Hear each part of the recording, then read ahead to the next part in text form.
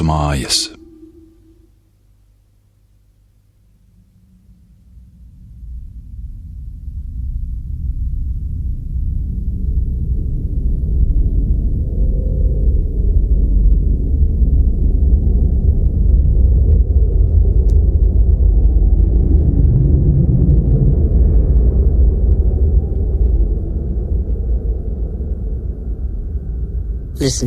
Lūdzu, uzklausiet mani. Jūs tāpat kā es esat homo sapiens, saprātīgais cilvēks. Dzīvība. Šis visuma brīnums parādījās pirms 4 miljardiem gadu. Mēs cilvēki tikai pirms 200 000 gadu. Taču mums ir izdevies izjaukt līdzsvaru, kas dzīvībai ir tik būtisks. Noklausieties uzmanīgi šo stāstu, kas ir arī jūsu stāsts. Izlemiet, ko vēlaties darīt.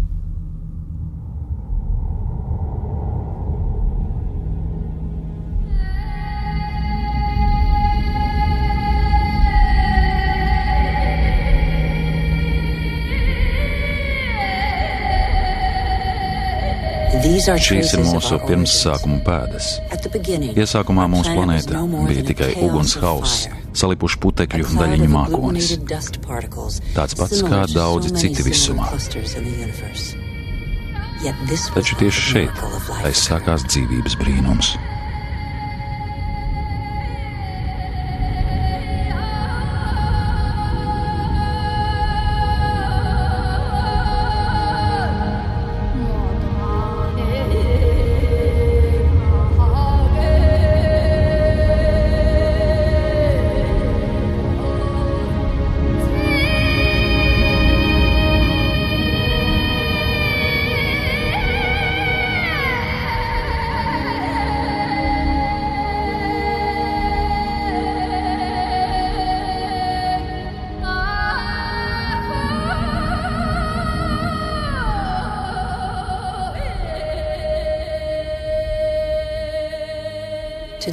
Tagad mūsu dzīvība ir tikai posms neskaitāmu dzīvu radību ķēdē, kas citu nomainījušas uz Zemes pēdējo 4 miljardu gadu laikā.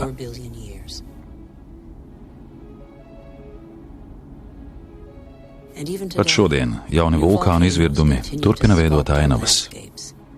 Tie piedāvā ieskatu, kāda bija mūsu Zeme dzimšanas brīdī.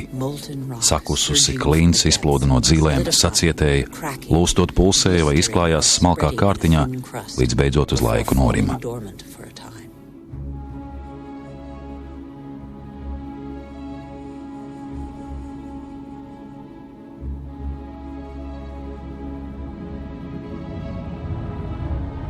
Šie dūmu mākoņi, kas ceļas no Zemes dzīlēm, ir liecinieki Zemes sākotnējai atmosfērai. Atmosfērai bez skābekļa. Blīva atmosfēra ar bieziem ūdens tvaikiem, kuros ir daudz ogliskābās gāzes. Īsta kurtuve.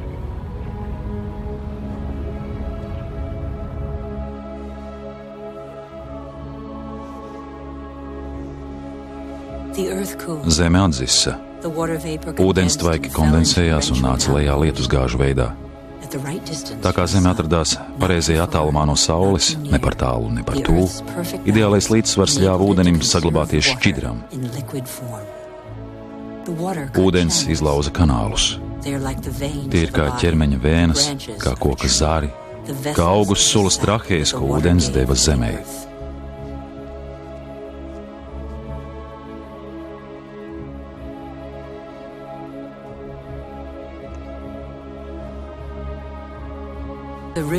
Upes norāva minerālus no klintīm un pamazām tie pievienojās okeānu saldūdenim.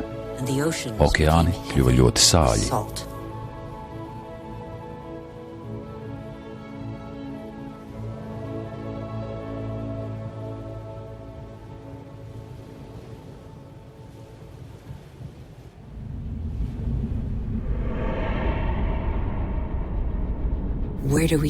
No kurienes mēs nākam?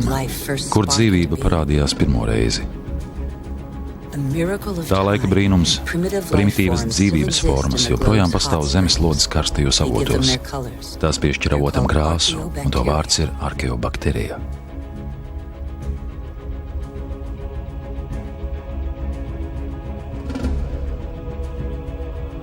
Tās visas barojas no zemes karstuma. Visas izņemot cianobaktērijas jeb zilaļģes. Vienīgi tās spēj pagriezties pret sauli, lai uztvertu tās enerģiju. Tās ir visu vakardienas un šodienas augu sugu dzīvais sensis. Šīs sīkās baktērijas un to pēcteču miljardi mainīja mūsu planētas likteni. Tās mainīja planētas atmosfēru.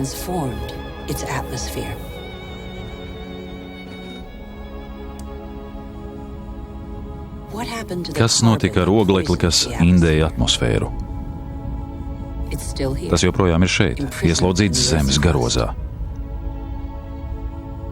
Reiz šeit bija jūra, kurā dzīvoja mikroorganismi.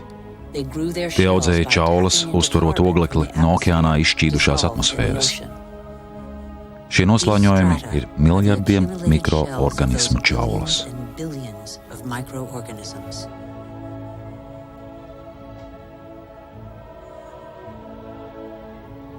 Pateicoties tiem, ogleklis tika izsūkts no atmosfēras un varēja attīstīties citas dzīvības formas.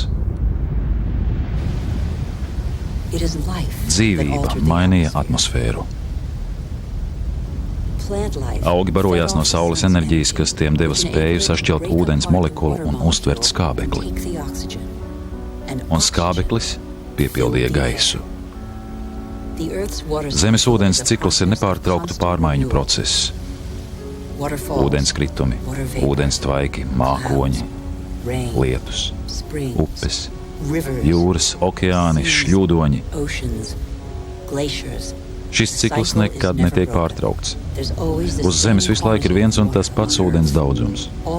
Visas secīgās sugas uz Zemes ir dzērušas vienu un to pašu ūdeni. Šo apbrīnojamo vielu ūdeni, vienu no nestabilākajām vielām.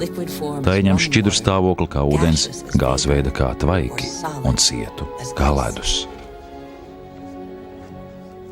Sibīrijā ezeru sasalušās virsmas mums parāda, kādu spēku ūdens izmanto, kad sasalst. Būdams vieglāks par ūdeni, ledus peld. Tas veido aizsargājošu segu pret augstumu. Zem šīs sagas dzīve turpinās.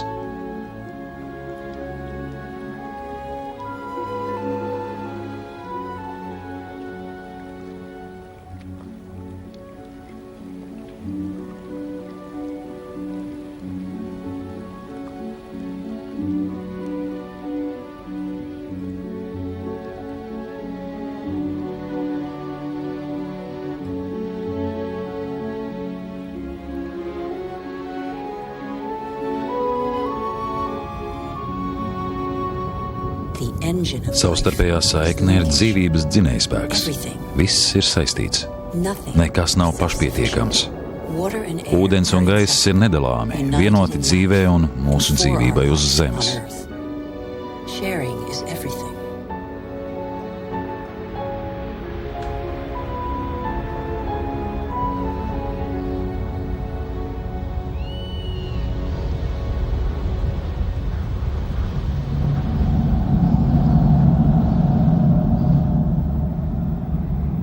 Zaļie plašumi, kas vīd caur mākoņiem, ir skābekļa avots.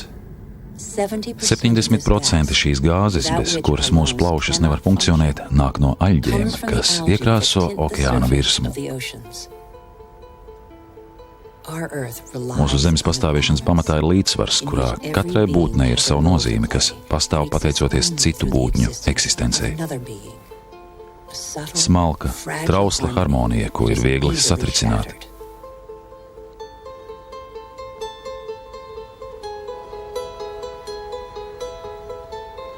Koraļi ir dzimuši aļģu un gliemežvāku laulībā. Koraļu ripi sēdz mazāk par 1% okeāna dibena, taču tie nodrošina dzīvesvidi tūkstošiem zivju, molusku un aļģu sugu. Katra okeāna līdzsvars ir atkarīgs no koraļiem.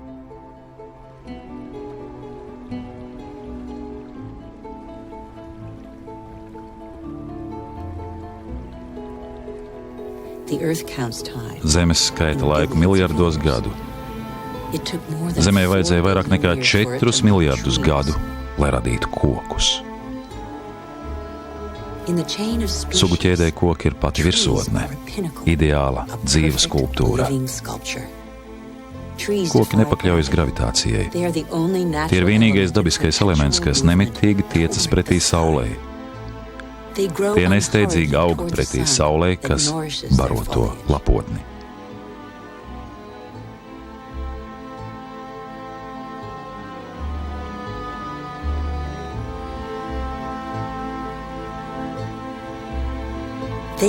No miniatūrajām zilaļģēm tie mantojuši spēju uztvert gaismas enerģiju. Koki to glabā un barojas no tās, pārvēršot enerģiju koksnē un lapās, kas pēcāk sadalās ūdens, minerālu, sakņaugu un dzīvajā maisījumā.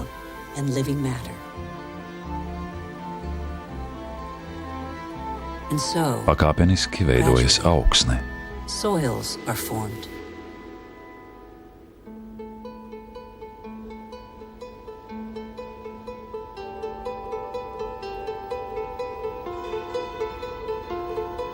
Augsnē muģ nepārtraukta mikroorganismu aktivitāte. Tie barojas, rok, ventilējas un pārveidojas. Tie veido trūdzemi, auglīgo slāni, no kā atkarīga dzīvība uz zemes.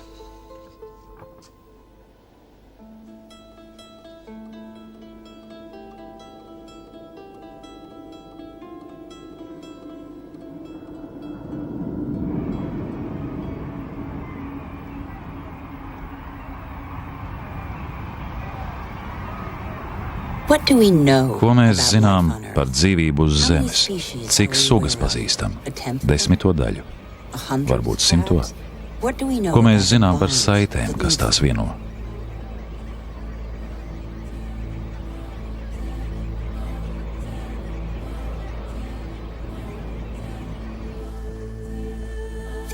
Zeme ir brīnums. Dzīvība joprojām paliek noslēpums.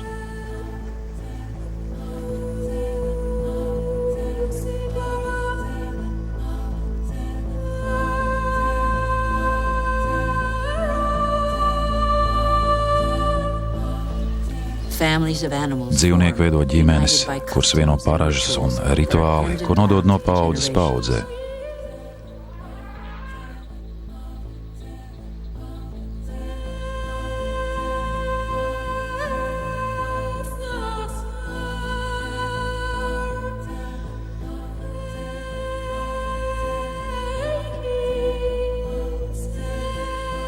Daži pielāgojas savām ganībām, un ganības pielāgojas viņiem. Ieguvēji ir abi. Dzīvnieks apmierina izsalkumu un koks atkal var plaukt.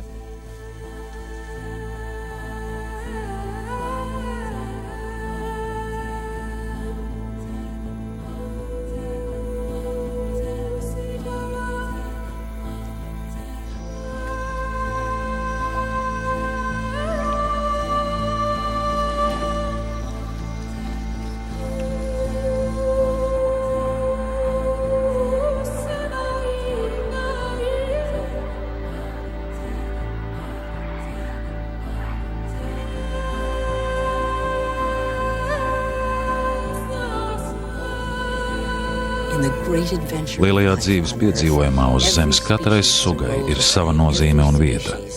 Neviens nav nevajadzīgs vai kaitīgs. Viss ir līdzsvarā.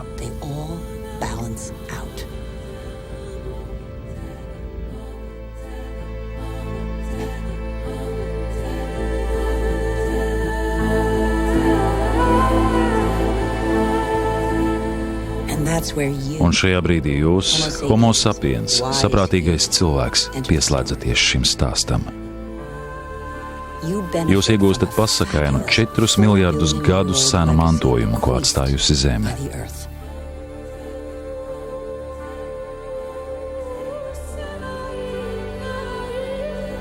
Jūs esat tikai 200 000 gadus sen, taču esat mainījuši pasaules seju. Par spīti ievainojamībai, jūs esat pārņēmuši dzīves vidi un iekarojuši plašas teritorijas, kā neviena cita suga pirms jums.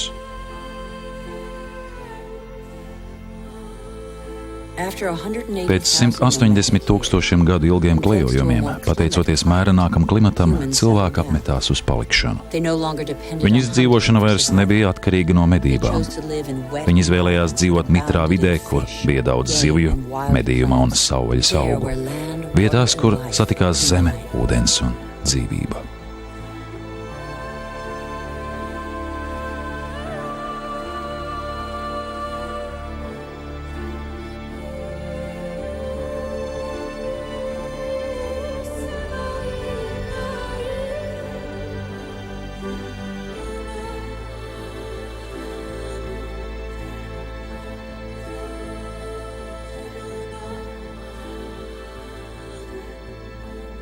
Pat mūsdienās lielākā daļa cilvēces dzīvo kontinentu piekrastēs vai upju un ezeru krastos.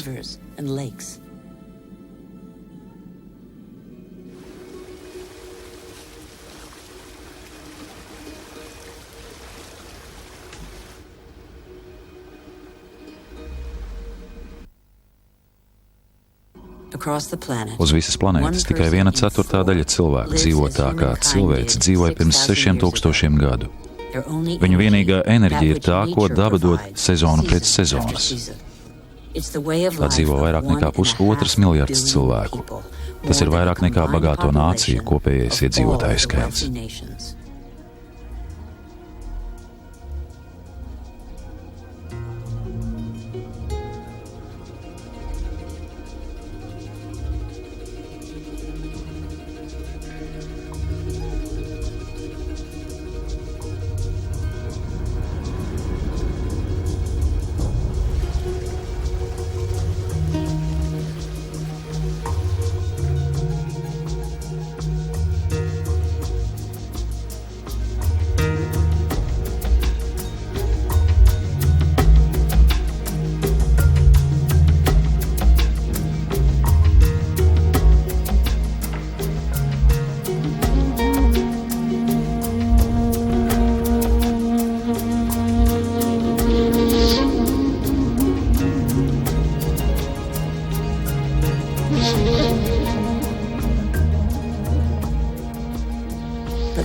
Taču dzīves ilgums ir īss un smagais darbs prasa savu. Dabas nepastāvība atspoguļojas ikdienas dzīvē. Izglītība ir reta privilēģija. Vienīgā ģimenes vērtība ir bērni, kamēr vien katrs papildu roku pāris nodara eksistences nodrošināšanai.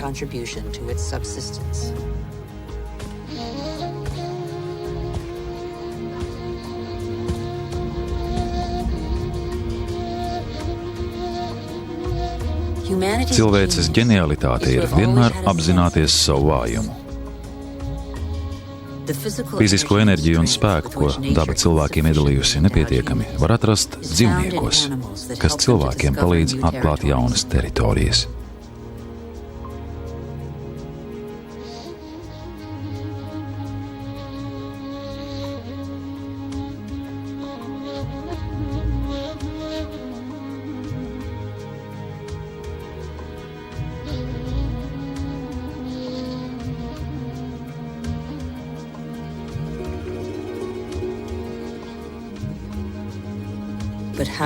Kā gan var iekarot pasauli ar tukšu vēderu?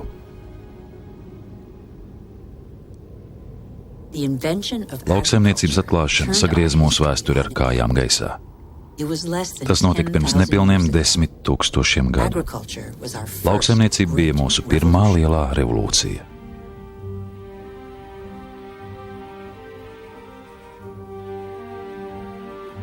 Rezultātā radās pārpalikumi un dzima pilsētas un civilizācijas.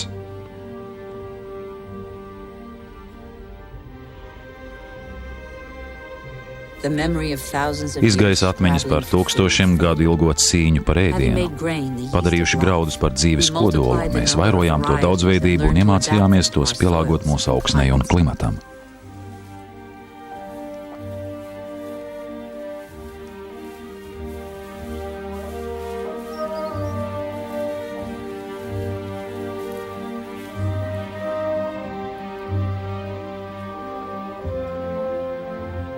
Mēs esam tādi kā ikviena suga uz zemes.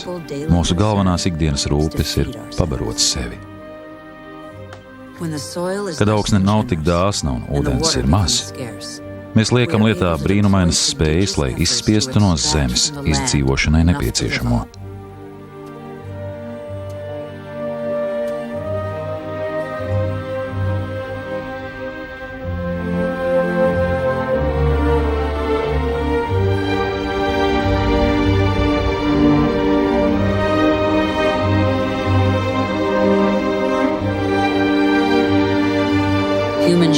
Cilvēki veidoja zemi ar tādu pacietību un pieķeršanos, kādu zeme prasa, atkārtojot gluži vai ziedošanās rituālu atkal un atkal.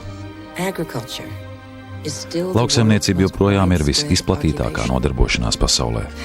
Puse cilvēces apstrādā augsni, vairāk nekā 3/4 ar rokām.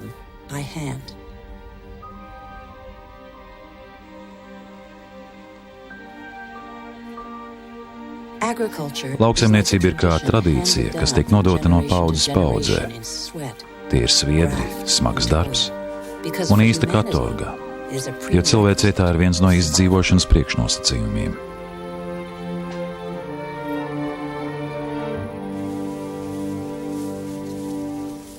Taču pēc tik ilgas paļaušanās vienīgi uz muskuļu spēku, cilvēks beidzot atrada iespēju kā piekļūt enerģijai, kas slēpjas dziļi zemē.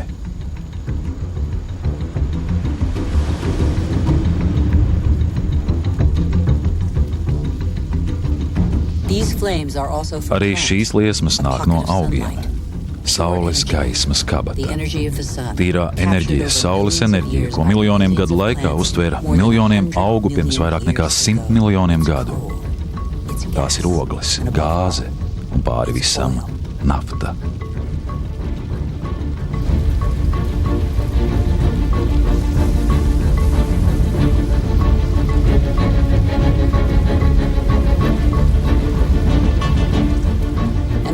Saules gaismas kabata atbrīvoja cilvēkus no katorgas uz zemes. Līdz ar naftu aizsākās to cilvēku ēra, kas atbrīvojušies no laika bažām. Līdz ar naftu daži ieguva vēl nebijušu komfortu. 50 gadu vienas dzīves laikā zeme ir mainīta vairāk nekā visu iepriekšējo paudžu laikā.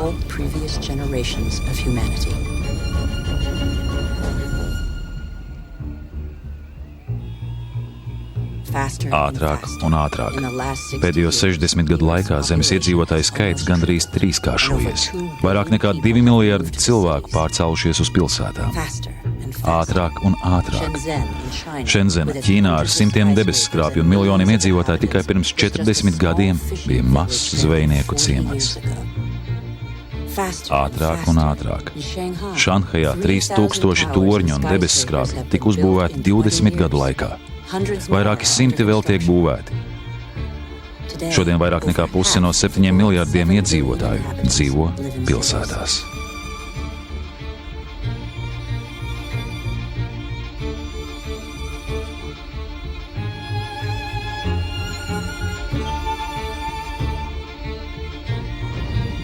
Ņujorkā.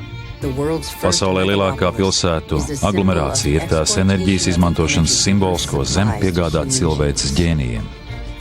Imigrantu miljonu cilvēku spēks, ogļu enerģija un nevaldāmā naftas enerģija.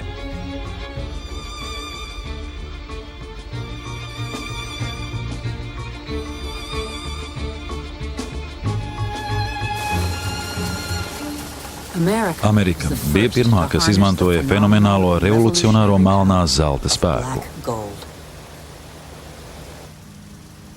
Uz laukiem mašīnas stājās cilvēku vietā.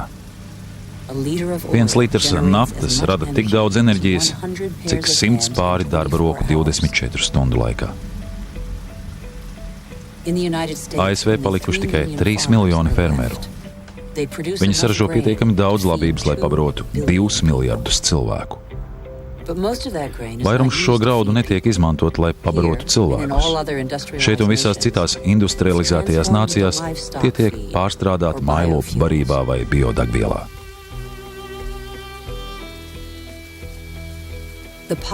Saules kabatas enerģija aizdzina sausuma rēgu, kas vajāja lauksaimniecības zemi. Neviens avots nav izvairījies no lauksaimniecības prasībām, kam tiek atdoti 70% no cilvēces ūdens patēriņa.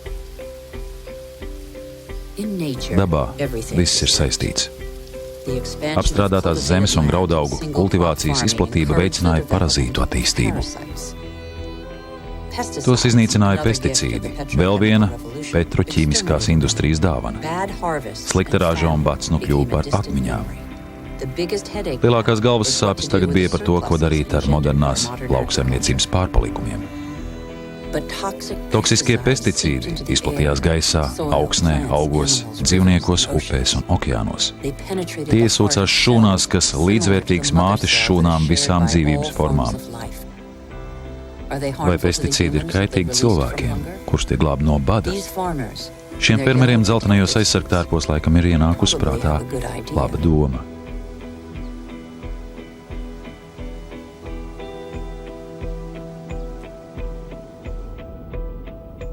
Tad nāca mākslīgais mēslojums, vēl viens petroķīmisks atklājums. Tas radīja vēl nebijušu rāžu līdz šim neizmantotos zemes gabalos.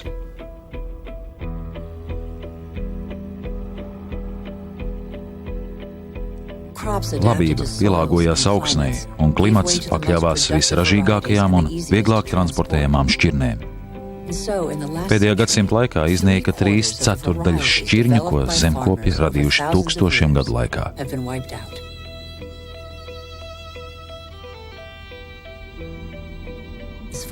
Cik tālu viens skatiens sniedzas, apakšā mēslojums, augšā plastikāts. Almerijas siltumnīca Spānijā ir Eiropas sakņu dārzs. Vesela pilsēta, vienādas formas dārzeņu katru dienu sagaida simtiem mašīnu, kas tos vedīs uz kontinenta lielveikaliem. Jo vairāk valsts attīstās, jo vairāk gaļas patērē tās iedzīvotāji. Kā gan visā pasaulē augošais pieprasījums var tikt apmierināts bez koncentrētām apmetņu tipa lopu fermām? Ātrāk un ātrāk. Kā mailopu dzīves cikls, kura laikā viņi pat neierauga pļauju. Ražot gaļu ātrāk nekā to izdara pats dzīvnieks, ir kļuvis par ikdienas rutīnu. Šajā plašajā ēdienu laukā, kur bradā miljoniem lopu, neaug ne stiebriņš zāles. Automašīnu rindas no ikviena valsts nostūra ved šup tonnām graudu, soju un proteīna granulas, kas pārvēršas gaļas tonnās.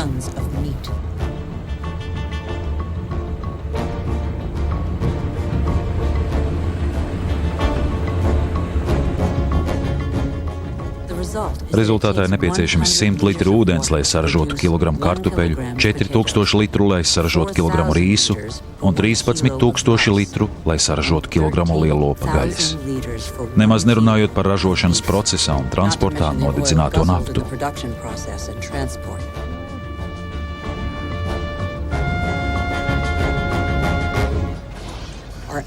Mūsu lauksaimniecību virza nafta.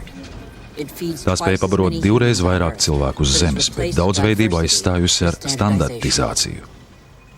Daudziem tā devusi komfortu, par kādu mēs varējām tikai sapņot, taču tā padara mūsu dzīvi atkarīgu no naftas. Šī ir jaunā laika mērvienība. Mūsu pasaules pulkstenis tagad tikšķi šo nenogurdināmo mašīnu ritmā, kas sūc spēku no saules gaismas kabatas. Visa planēta ieklausās mūsu cerību un ilūziju metronomos. Tās pašas cerības un ilūzijas, kas vairojas līdz ar mūsu vajadzībām, pieaugošajām neapmierināmajām vēlmēm un izšķiedību. Mēs zinām, ka lētās naftas beigas ir neizbēgamas, taču atsakāmies tam ticēt. Daudziem amerikāņu sapnis ir iemiesojies leģendārajā vārdā Losandželosā. Šajā pilsētā, kas stiepjas vairāk nekā 100 km garumā, mašīnu skaits ir gandrīz vienāds ar iedzīvotāju skaitu. Šeit katru vakaru enerģija rīko fantastiskus svētkus.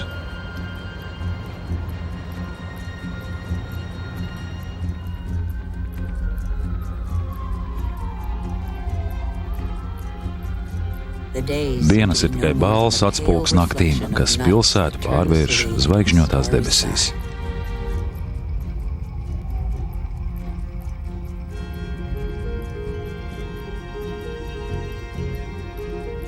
ātrāk un ātrāk. Attālumi vairs netiek rēķināti jūdzēs, bet minūtēs. Automobiļi rotā jaunās piepilsētas, kur katra māja ir drošā attālumā no smokošā pilsētas centra, kur jaukas māju rindas rotā strupceļus. Daži laimīgo valstu modeļi kļuvuši par universālu sapni, ko kultivē televīzijas visā pasaulē. Pat šeit, Pekinā, tas ir klonēts, kopēts un reproducēts šajās standarta mājās, kas aizslaucījušas no kartes pagodas.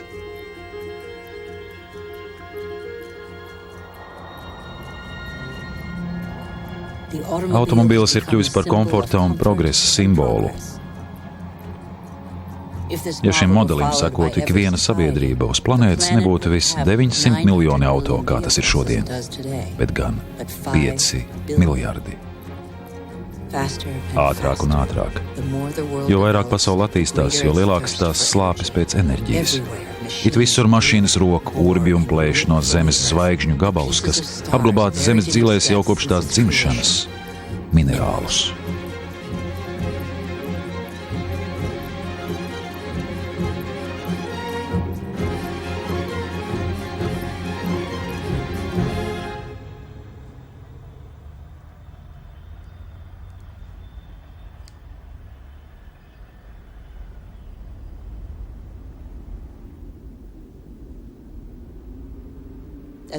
Kā varas privilēģiju, 80% šo minerālu bagātības patērē 20% iedzīvotāju.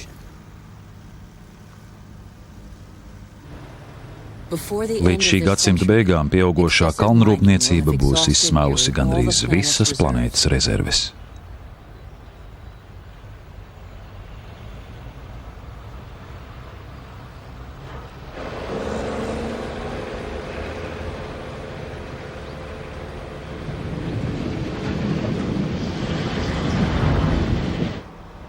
Ātrāk un ātrāk. Kuģu būvētājs ražo naftas tankerus, konteineru kuģus un gāzes tankerus, kas strādā globālās industriālās ražošanas vajadzībām. Vairums patēriņa preču ceļo tūkstošiem kilometru no ražotāja valsts uz patērētāja valsti. Kopš 1950. gada starptautiskās tirdzniecības apjomi palielinājušies 20 reizes.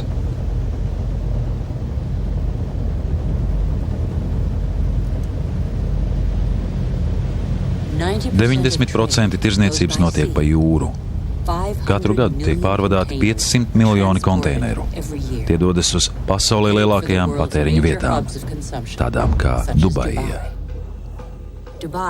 Dubaija ir rietumu modeļa kulminācija. Valsts, kurā neiespējamais kļūst iespējams, piemēram, mākslīgu salu būvēšanu okeānā. Dubajai ir maz dabas resursu. Taču ar naftas naudu tā var atvest miljoniem tonu materiālu, kā arī strādniekus no visas pasaules. Dubajai nav lauksaimniecības zemes, bet tā var importēt pārtiku. Dubajā nav ūdens, bet tā var atļauties milzīgu enerģijas daudzumu, lai destilētu jūras ūdeni un izbūvētu visaugstākos debesu skrāpjus pasaulē. Dubajā ir mūžīga saule, bet nav saules bateriju. Tas ir absolūti modernisma totēms, kas nebeidz pārsteigt pasauli.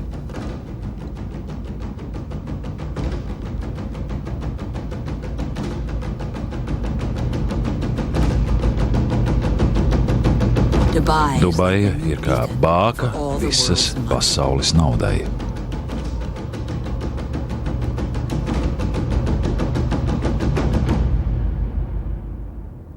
Nekas nav tik tālu no dabas kā Dubaja. Tajā pašā laikā nekas nav tik ļoti atkarīgs no dabas kā Dubaja. Dubaja ir rietumu modeļa kulminācija. Mēs neesam sapratuši, ka iznīcinām to, ko sniedz daba.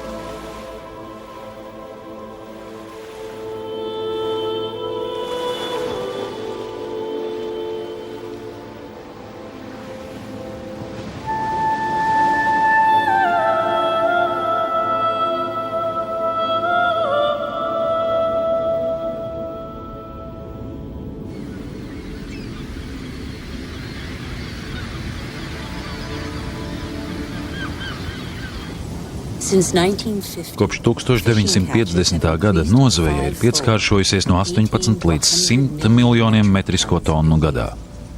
Tūkstošiem kuģu smeļ okeānus. 3/4 zvejas vietu ir iztukšotas, izsmeltas vai apdraudētas. Vairums lielo zivju sugu ir iznīcinātas, jo tām nav laika vairoties.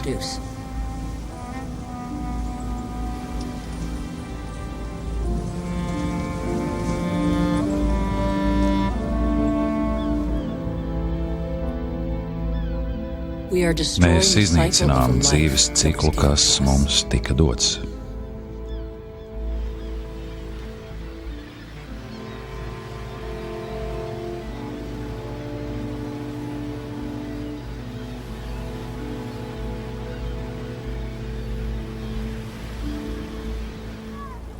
Ņemot vērā pašreizējo ātrumu, visi zivju krājumi ir apdraudēti.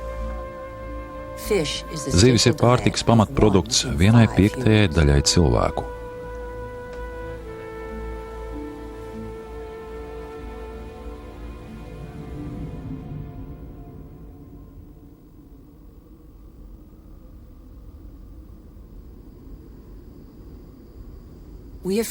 Esam aizmirsuši, ka resursi ir tik nepietiekami. 500 miljoni cilvēku dzīvo pasaules tūkstnešos. Tas ir vairāk nekā Eiropas iedzīvotāju kopējais skaits. Viņi zina ūdens vērtību. Viņi zina, kā to taupīgi lietot. Šeit viņi ir atkarīgi no akām, kuras piepilda fosilais ūdens, kas uzkrājās zem zemes dienās, kad šajos tūkstnešos lija. Tas bija pirms 25 000 gadu. Fosilais ūdens ļauj arī labībai augt tūkstnesīs, sagādājot pārtiku vietējiem iedzīvotājiem. Lauka apļuveida formas pamatā ir caurulis, kas tos apūdeņo ap centru. Taču par to jāmaksā augsta cena. Fosilais ūdens ir neatjaunojams resurss.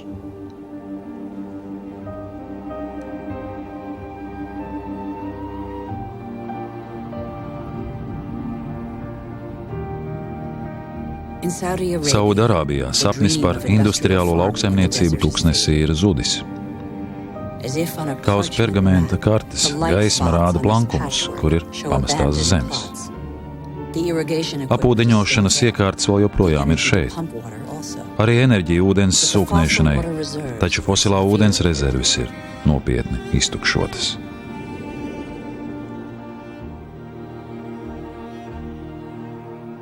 Izraēla pārvērta tūkstnesi par Aramu zemi.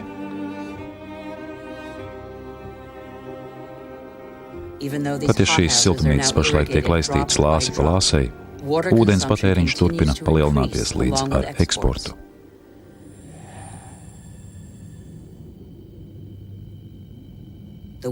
Reiz tik varanā Jordānas upe, tagad ir tikai urdziņa. Tās ūdens ir aizplūdis uz lielveikaliem visā pasaulē augļu un dārzeņu kravu veidā.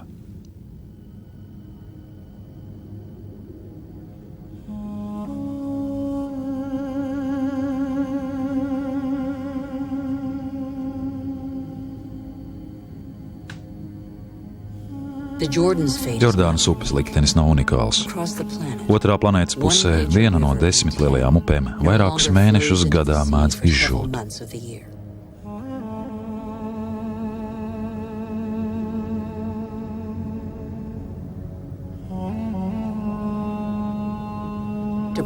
Tā kā Jordānas ūdeņi vairs neieplūst nāvis jūrā, tās līmenis krītas par vairāk nekā metru gadā.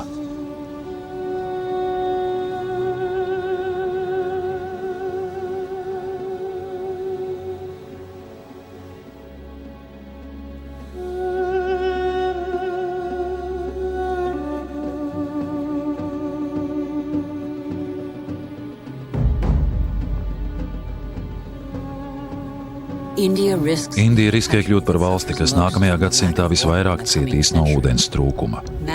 Apjomīgā laistīšanas sistēma ir barojusi ar vien augošo iedzīvotāju skaitu, un pēdējos 50 gados ir izrakts 21 miljonus aku.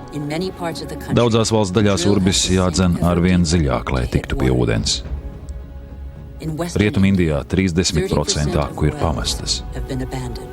Zemūdens āderis izsīkst.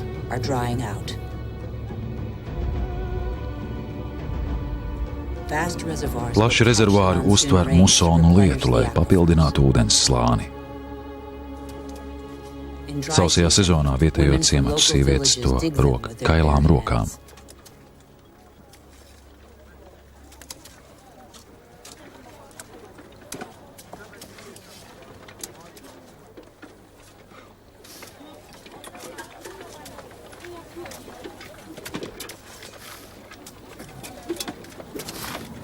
Tūkstošiem kilometru tālāk viens cilvēks dienā patērē 800 līdz 1000 litru ūdens. Lasvegasā tika uzbūvēta tuksnesī. Tur dzīvo miljoniem cilvēku. Katru mēnesi ierodas vēl vairāki tūkstoši. Lasvegasas iedzīvotāji ir viena no lielākajiem ūdens patērētājiem pasaulē.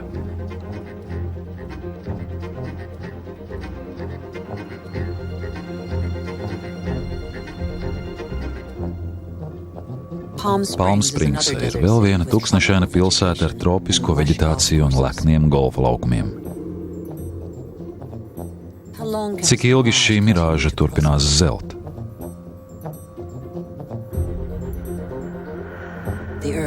Zeme nespēja tikt līdzi. Kolorado upe, kas piegādā ūdeni šīm pilsētām, ir viena no upēm, kas vairs neaiztek līdz jūrai. Strauji krītas ezeru līmenis šīs upes ceļā.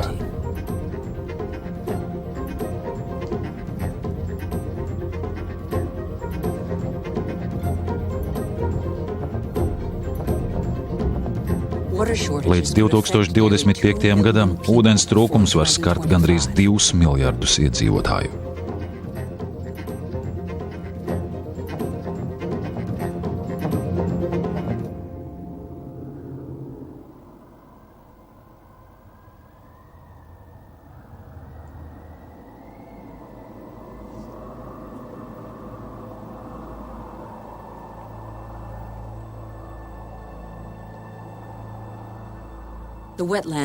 Mitrāji klāj 6% planētas virsmas.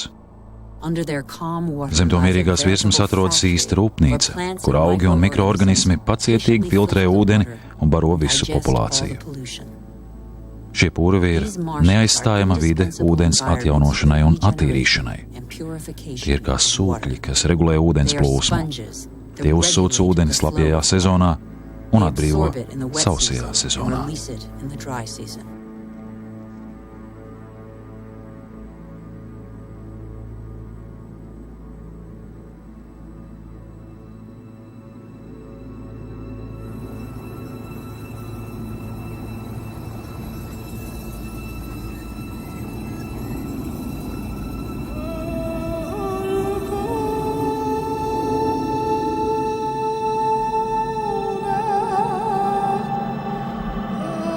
Mūsu cīņā par vien lielāku zemes iekarošanu esam to apgūši kā ganības mūsu lopiem, lauksaimniecības zemes vai būvlaukumus.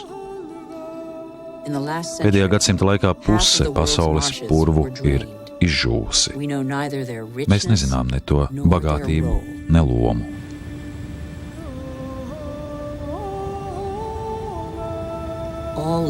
Visas dzīvās radības ir saistītas – ūdens, nafta, augsne un koki. Pasaules burvība ir tieši mūsu acu priekšā.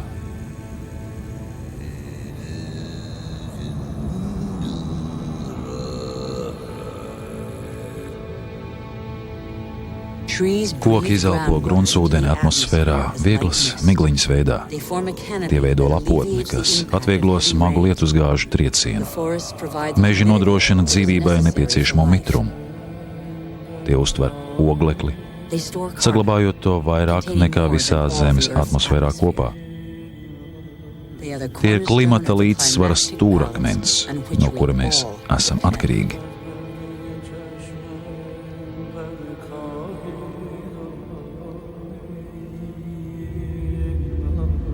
Pirmatnējo mežu koki nodrošina dzīves vidi 3/4 planētas sugu, tātad visai dzīvībai uz Zemes.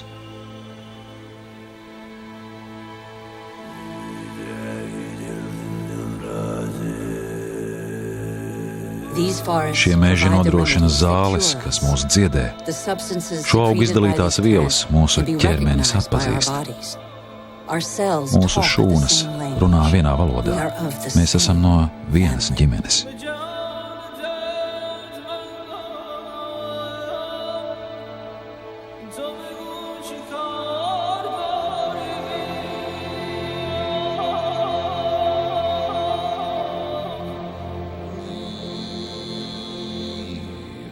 Taču tikai 40 gadu laikā pasaules lielākais lietus mežs pie Amazonas ir sarucis par 20%.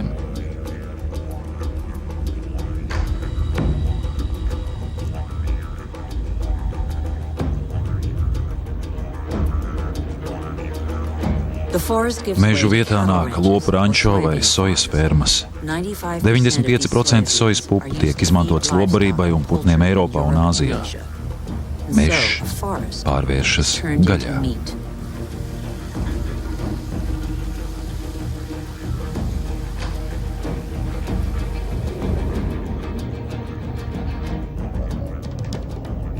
Tikai pirms 20 gadiem Borneo, 4. lielāko salu pasaulē, klāja biezs mežs.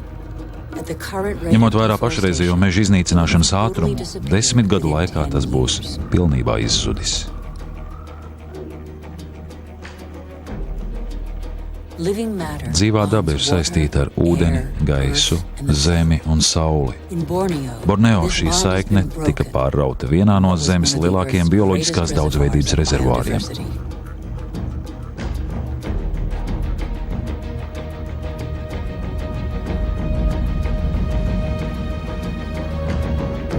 Katastrofa izraisīja lēmumus Borneo ražot palmu eļļu, vienu no produktīvākajām un vairāk patērētajām eļļām pasaulē. Palmu eļļa nepieciešama ne tikai mūsu augošajam pieprasījumam pēc pārtikas, bet arī kosmētikai, mazgāšanas līdzekļiem un arvien vairāk biodegvielai. Meža daudzveidība tika aizstāta ar vienu sugu eļļas palmu. Vietējiem tā nodrošina darbu. Tā ir lauksaimniecības industrija. Vēl viens meža iznīcināšanas piemērs ir eikalipts. To izmanto papīra celulozes ražošanai. Plantācijas palielinās, jo pieprasījums pēc papīra pēdējo 50 gadu laikā ir pieckāršojies. Viens mežs neaizstāja citu mežu. Pie šo eikaliptu saknēm nekas neaug, jo to lapas veido slāni, kas visiem citiem augiem ir indīgs. Tie aug ātri, taču iztērē ūdens rezerves. Sojas pupas, palmeļa, eikaliptu koksne. Atmežošana iznīcina nepieciešamo, lai saražotu pārpalikumus. Citur mežu iznīcināšana ir pēdējais glābiņš.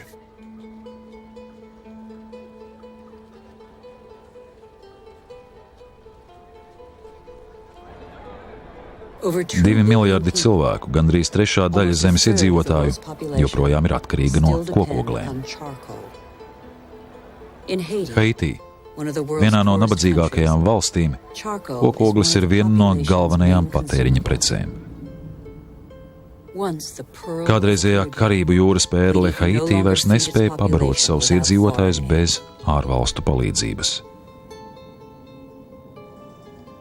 Haitī kalnos ir palikuši tikai 2% mežu. Noplicinātajos kalnos vairs nekas nespēja noturēt augsni. Lietus ūdens to aizskalo no kalniem jūrā. Palikusī virsma arvien mazāk nodara lauksaimniecībai.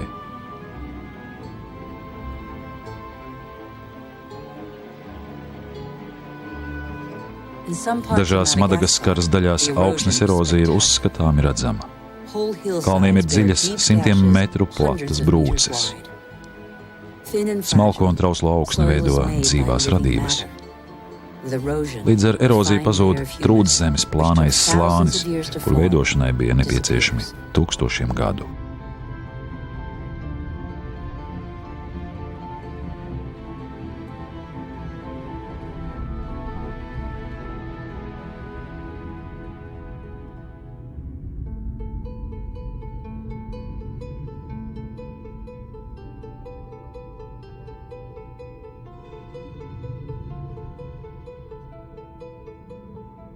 Lūk, teorija par Rapanuju, Lieldienu salas iedzīvotāju likteni, kas iespējams liks padomāt. Dzīvojot uz vientuļākās salas pasaulē, Rapanuji izlietoja visus resursus, līdz nekas vairs nebija palicis.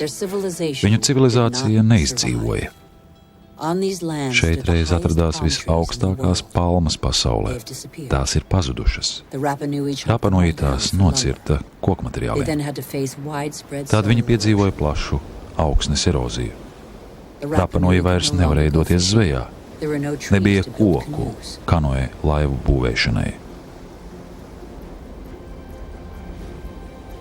Un tomēr Rapanuji bija radījuši vienu no spožākajām civilizācijām Klusajā okeānā.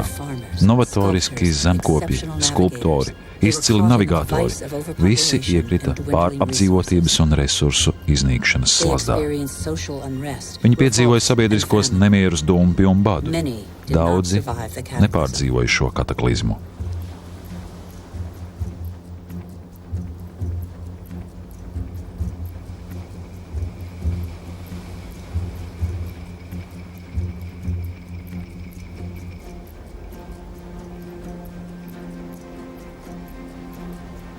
Īstais Lieldienu salas noslēpums nav viss, kā šeit nonāca savādās statujas. To mēs tagad zinām. Bet gan, kāpēc Rapanuji laikus nereaģēja?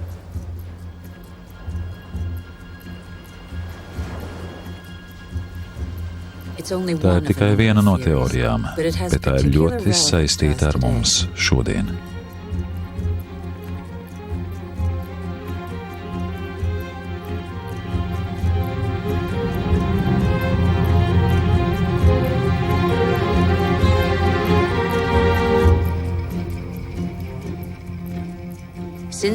Kopš 1950. gada iedzīvotāju skaits pasaulē ir gandrīz trīskāršojies. Kopš 1950. gada mēs esam daudz vairāk pārveidojuši savu salu zemi nekā visā savā 200,000 gadu ilgajā vēsturē kopā. Nigērija ir lielākā naftas eksportētāja Āfrikā, taču 70% tās iedzīvotāju dzīvo zem nabadzības sliekšņa. Bagātība tur ir, taču valsts iedzīvotāji netiek tai klāt.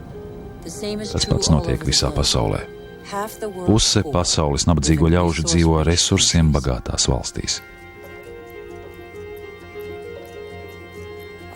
Mūsu attīstības modelis nav piepildījis solījumus. 50 gadu laikā plaisa starp bagāto un nabago kļūsi platāka nekā jebkad.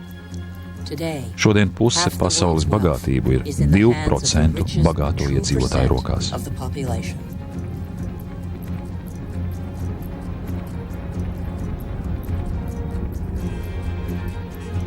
Vai šādas nesamērības var saglabāt?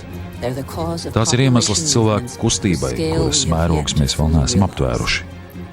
1960. gadā Lagosas pilsētā bija 700,000 iedzīvotāju.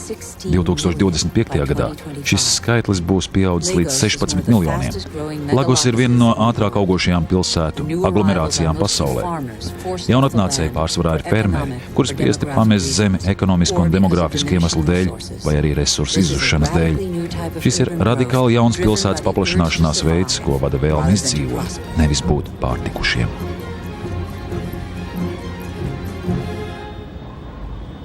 Katru nedēļu vairāk nekā miljons cilvēku papildina pasaules lielpilsētas.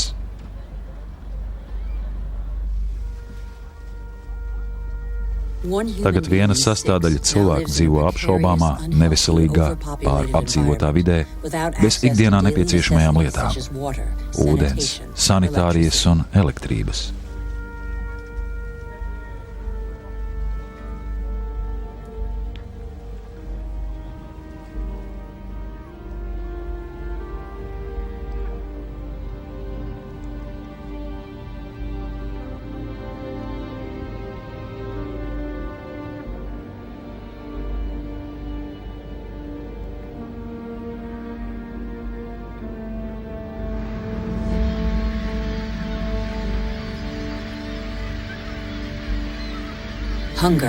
Atkal izplatās bats. Tas skar aptuveni 1 miljardu cilvēku.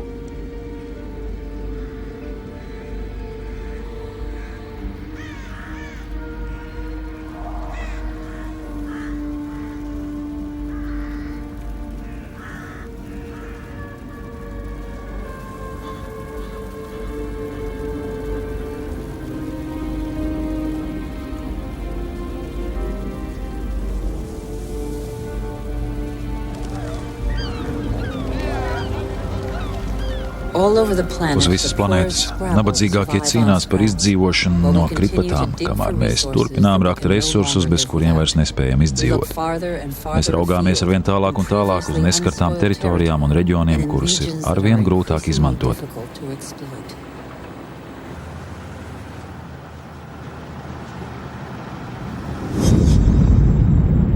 Mēs nemainām savu modeli. Nafta varētu beigties. Mēs vēl varam izsūkt naftu no Kanādas Darvas smiltīm. Pasaulē lielākās mašīnas pārvieto 1000 tonu smilšu. Karsēšanai un bitumena atdalīšanai no smiltīm nepieciešami miljoni kubikmetru ūdens. Nepieciešams kolosāls enerģijas daudzums. Iedzīvotāju skaits ir katastrofāls. Galvenā prioritāte neapšaubām ir ielīst katrā saules gaismas kabatā.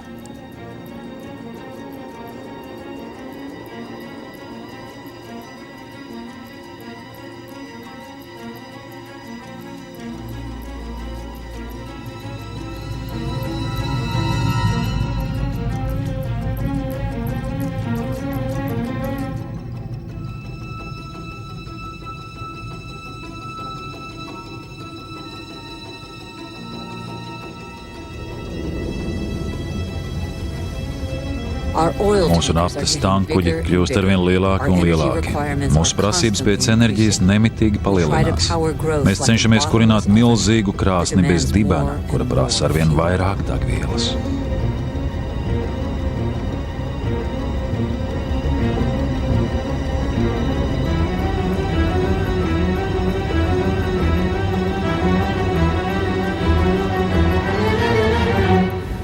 Runa ir par oglekli.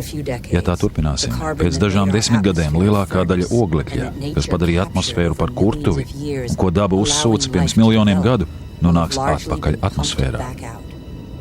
Atmosfēra uzkarsīs. Vēl pirms dažiem gadiem būtu neiedomājami ieraudzīt šeit laivu. Transports, industrija, atmežošana, lauksaimniecība. Mūsu darbība rada milzīgu daudzumu oglekļa dioksīda.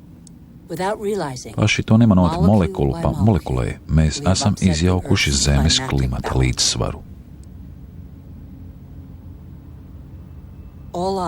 Visu skatienu ir pavērsti uz poliem, kur globālās sasilšanas efekts ir vislabāk redzams. Tas notiek ātri, ļoti ātri. Ziemeļrietumu ceļš, kas savieno Ameriku, Eiropu un Āziju caur polu, ir sācis sadalīties. Arktiskais ledus kūst. Globālās sasilšanas dēļ 40 gadu laikā ledāji zaudējuši 40% biezuma. To virsma vasarā gadu no gada sarūk. Līdz 2030. gada vasarai tie var izzust. Citi saka līdz 2015. gadam.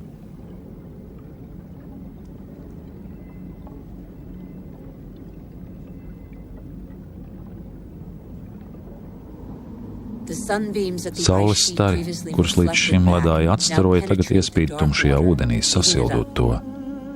Sasilšanas process uzņem tempu.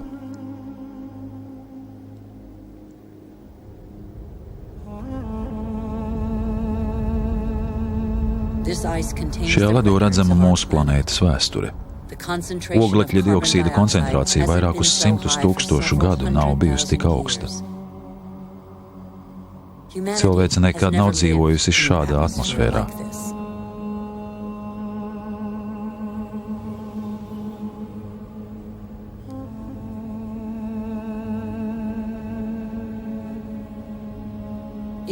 Vai resursu izmantošanas palielināšanās apdraud ikvienas sugas dzīvību?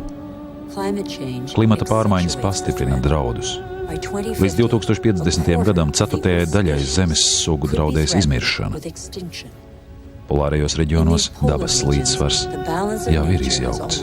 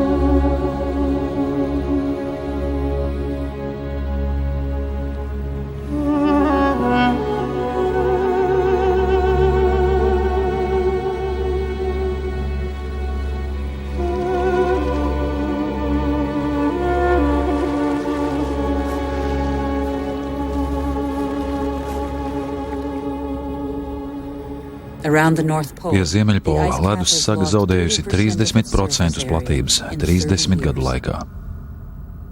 Tā kā Grenlandē strauji kļūst siltāks, visa kontinenta saldūdens ieplūst okeānu salsūdenī.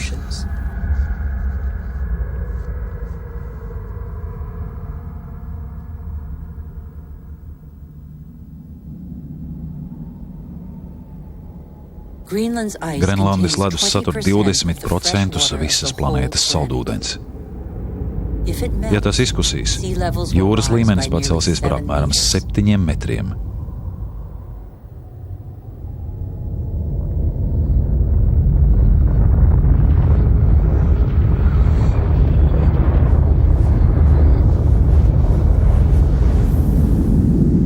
Taču šeit nav ražošanas.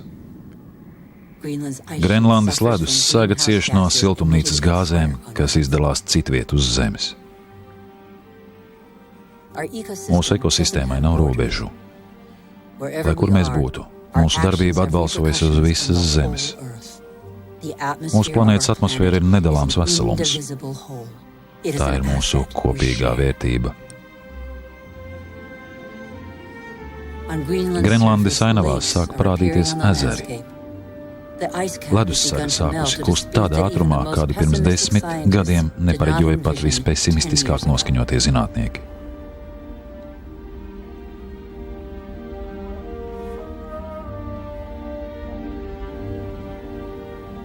Arvien vairāk un vairāk ledāju papildinātās upes saplūst kopā un izlaužas caur virsmu.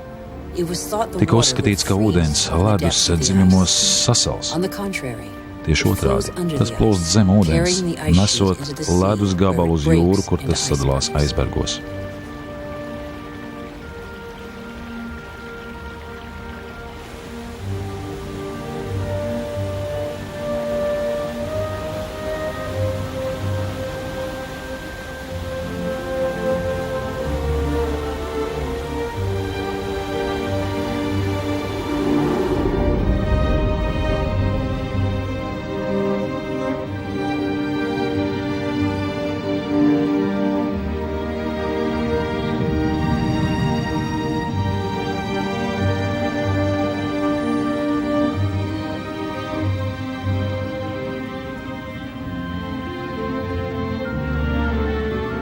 Grenlandes ledus saldūdenim pakāpeniski ieplūstot okeānu salsūdenī, tiek apdraudētas zemienes visā pasaulē.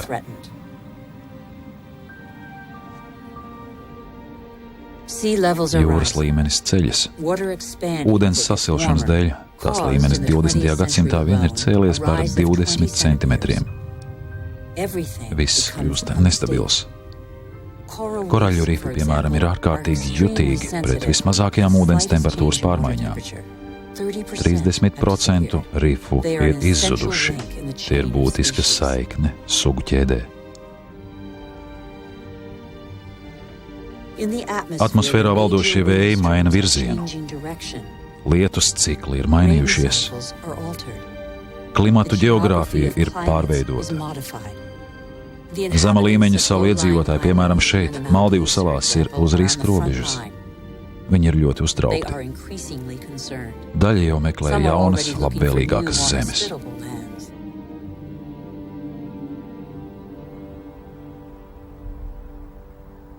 Ja jūras līmenis turpinās kāpt ātrāk un ātrāk, ko darīs pasaules lielpilsētas, tādas kā Tokija? Katru gadu zinātnieku paredzējumi kļūst arvien satraucošāki. 70% pasaules iedzīvotāji dzīvo pie jūras zemienēs. 11 no 15 pasaules lielākajām pilsētām atrodas jūras krastā vai upes grīvā. Jūras līmenim ceļoties, sāls iekļūs ūdenī, atņemot cilvēkiem dzeramu ūdeni. Migrācijas fenomens ir neizbēgams. Vienīgā neskaidrība ir par tās apjomu.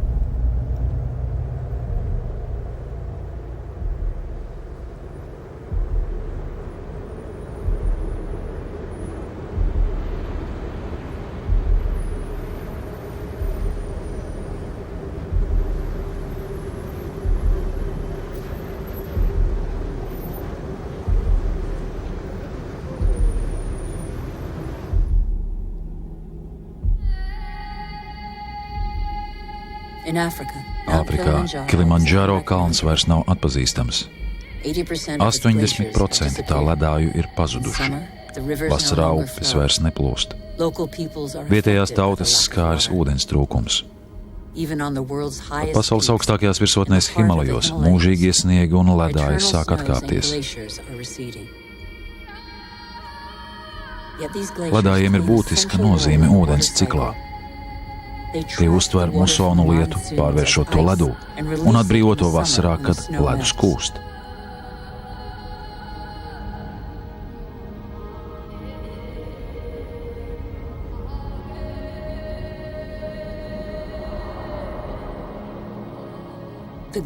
Himalaju ledāji ir visu lielo Āzijas upju – Indas, Gangas, Mekongas un Janzī sākums. 2 miljardi cilvēku ir atkarīgi no šīm upēm, kas dod ūdeni dzeršanai un apūdeņošanai, kā tas ir Bangladešā. Gangas un Brahmaputras deltā Bangladešu tieši ietekmē Himalajos un jūras līmenī notiekošais. Šī ir viena no apdzīvotākajām un nabadzīgākajām valstīm pasaulē. To jau skārusi globālā sasilšana. Arvien postošāko plūdu un vētru ietekme varētu noteikt, ka izzūd trešdaļa tās zemes masas. Kad iedzīvotājs skar postoši dabas apstākļi, viņi galu galā dodas prom.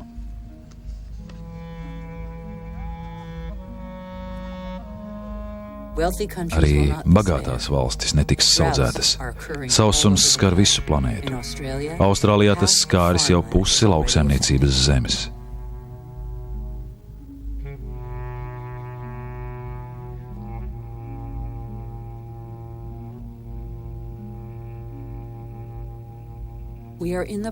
Pašlaik mēs cenšamies panākt kompromisu ar klimata līdzsvaru, kas ļāvis mums attīstīties 12,000 gadu laikā.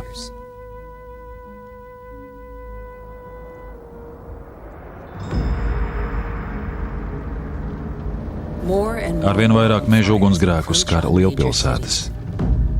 Rezultātā sāsinās globālā sasilšana. Kokiem degot izdalās oglekļa dioksīds. Sistēma, kas kontrolē mūsu klimatu, ir sagrauta. Ir sagrauti elementi, kas ir tās pamatā.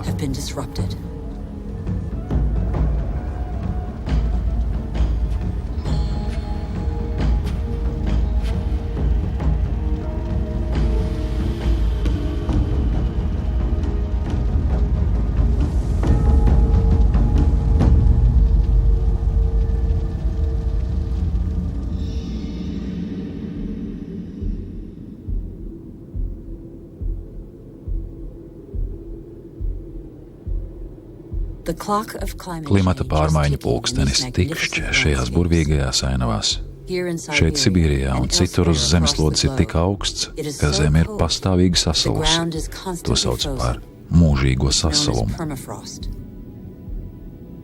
Zem tās virsmas slēpjas klimata laika bumba – metāns. Siltumnīcas gāze, kas ir 20 reizes spēcīgāka par oglekļa dioksīdu.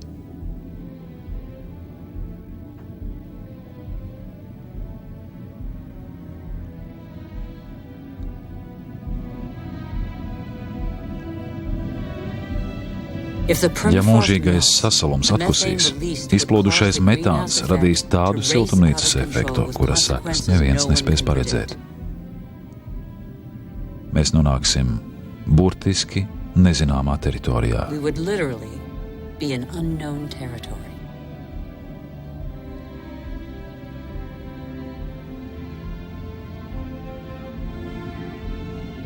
Cilvēcei nav vairāk kā 10 gadu, lai apturētu šo tendenci un izvairītos no nonākšanas jaunā teritorijā, tādā dzīvē uz zemes, kādu mēs nekad neesam pazinuši.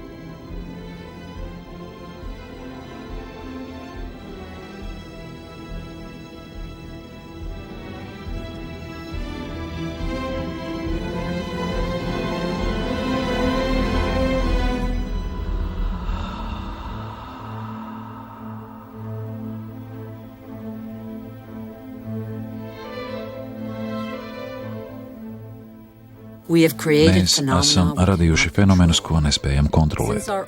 Kopš mūsu pirmsākumiem ūdens, gaiss un dzīvības formas ir cieši saistīti. Taču mēs esam pārrauši šīs saiknes. Paskatīsimies uz faktiem. Mums jātic tam, ko zinām. Viss, ko mēs tikko redzējām, ir cilvēku uzvedības atspulgs. Mēs esam izveidojuši Zemi pēc savas līdzības. Mums ir maz laika mainīties. Kā gan šis gadsimts spēs panest 9 miljardu cilvēku slogu, ja atteiksimies atbildēt par visu, ko esam pastrādājuši? –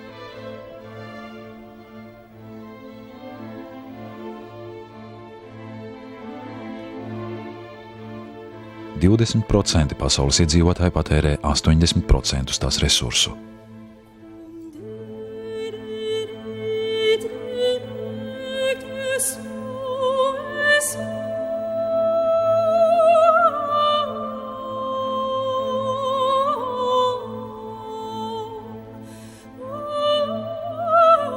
Pasaule militāriem izdevumiem tērē 12 reizes vairāk nekā palīdzībai jaunatīstības valstīm.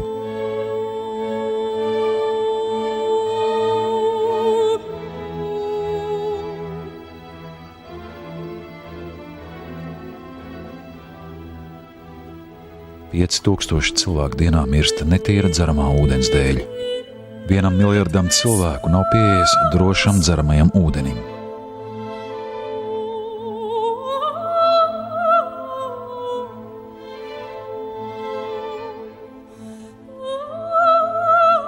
Gandrīz 1 miljards cilvēku ir izsalkuši.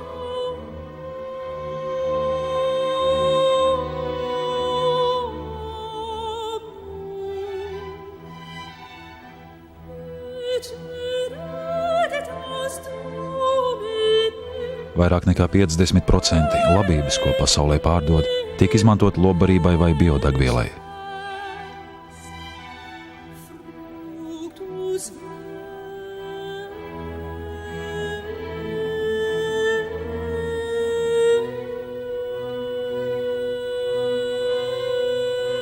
40% aram zemes ir cietuši ilglaicīgus postījumus.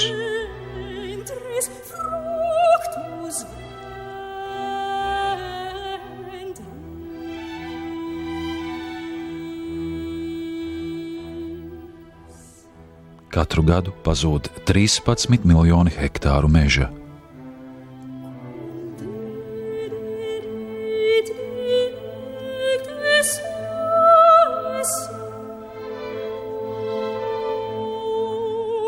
Ceturtajai daļai zīdītāju, 8. daļai putnu, 3. daļai abinieku draud izmiršana. Sugas izmirst 1000 reizes ātrāk nekā dabiskajā ātrumā.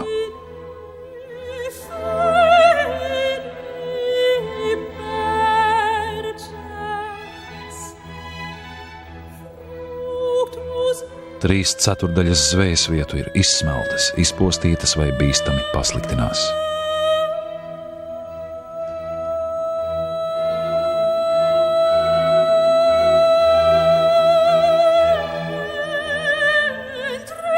Vidējā temperatūra pēdējo 15 gadu laikā ir visu laiku augstākais rekords.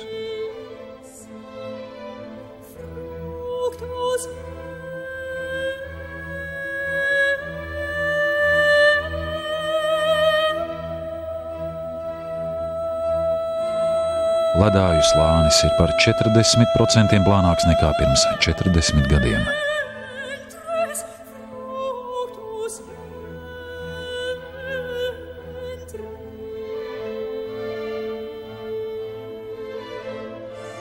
Līdz 2050. gadam var rasties vismaz 200 miljoni klimata bēgļu.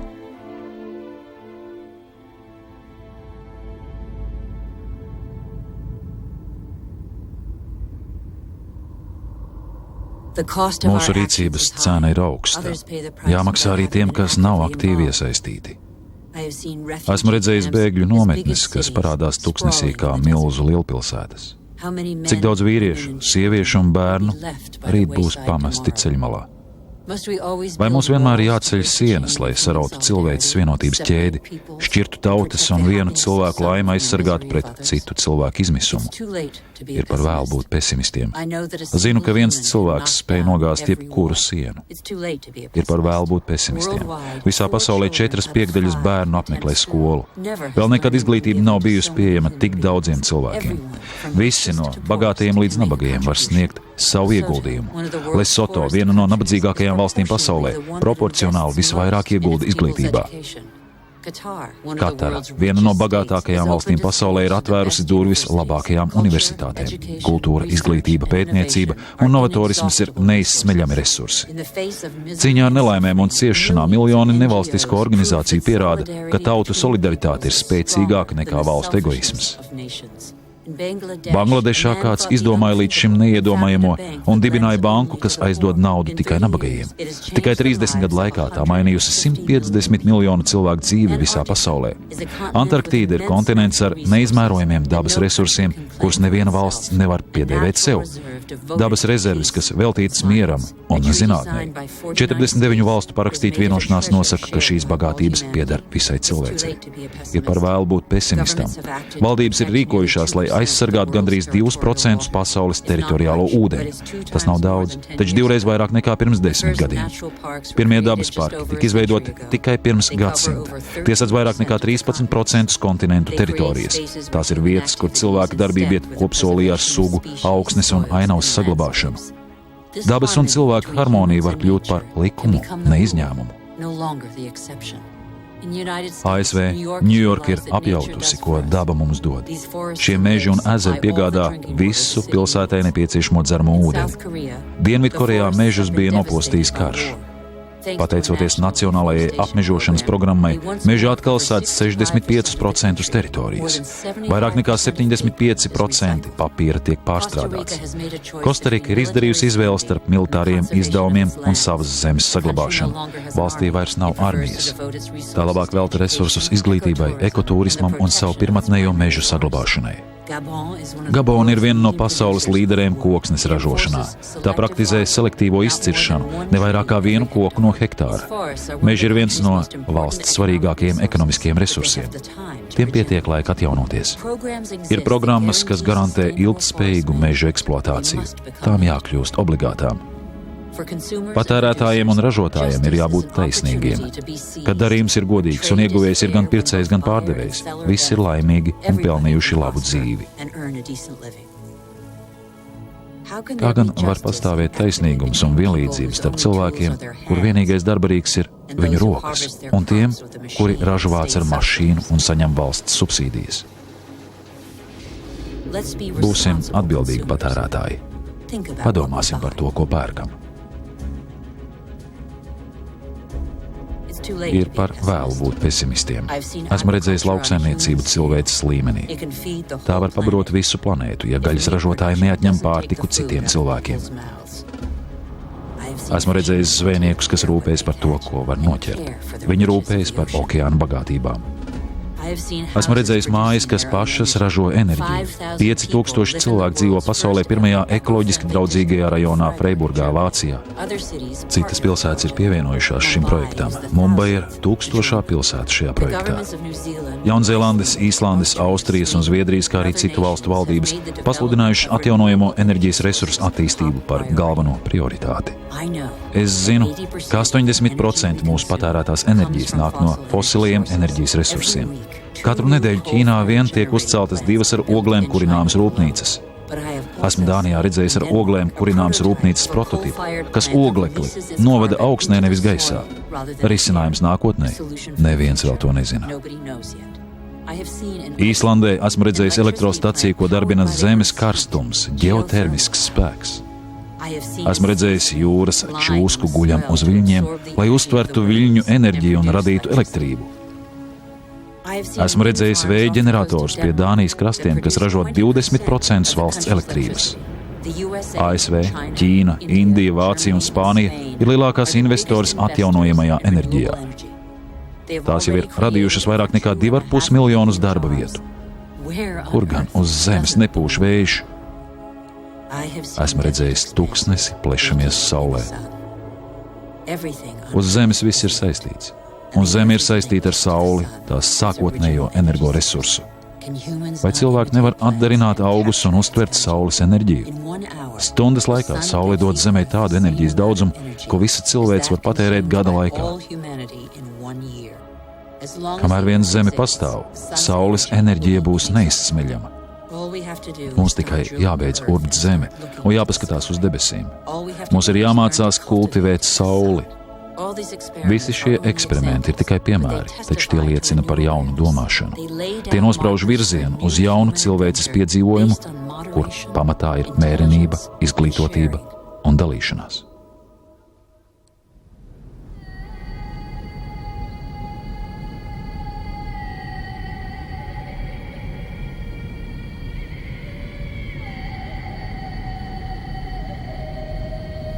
Ir laiks sanākt kopā. Svarīgi ir nevis, kas ir zudis, bet kas ir palicis. Mums joprojām ir puse pasaules meža. Tūkstošiem upju, ezeru un ledāju, kā arī tūkstošiem ražīgu sugu.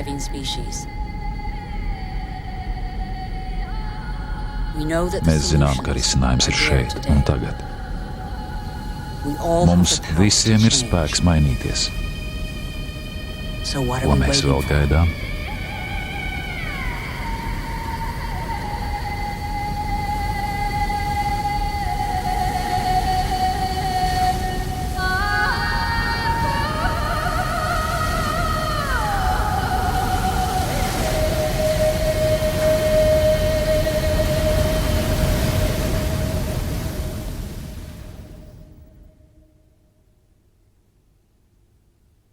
Mūsu rokās ir uzrakstīta, kas notiks tālāk.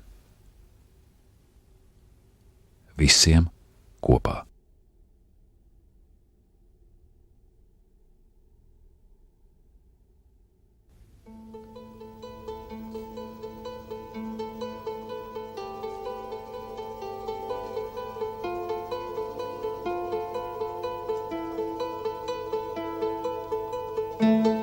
Filmu demonstrēšanai sagatavojusi Latvijas televīzija.